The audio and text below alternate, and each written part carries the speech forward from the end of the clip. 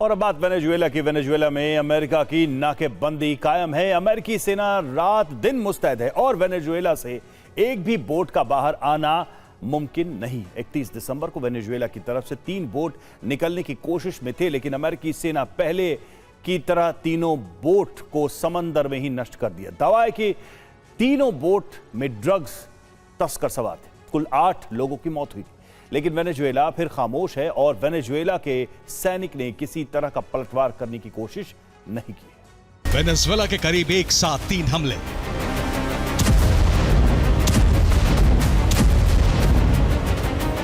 पानी में उठ रही ये लहरें 3 नावों की फुल स्पीड से चलने की वजह से उठ रही हैं, लेकिन वेनेजुएला के करीब चप्पे चप्पे पर नजर रखने वाली अमेरिकी सेना दिन रात घात लगाए बैठी है।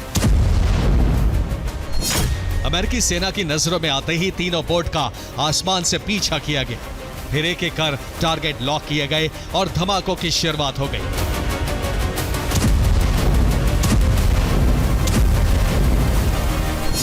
एक एक कर तीनों बोट पानी के बीच ही भस्म कर दिए गए। दावा है कि तीनों बोट पर ड्रग्स लोड था। अमेरिका के हमले में 8 लोगों की मौत हो गई। खुफिया रिपोर्ट के बाद हमले किए गए।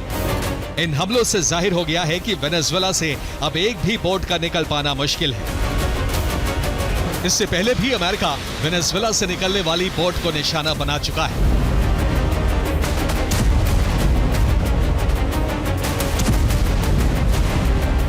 हमलों के बाद वेनेजुएला से बोट नहीं निकल रही थी।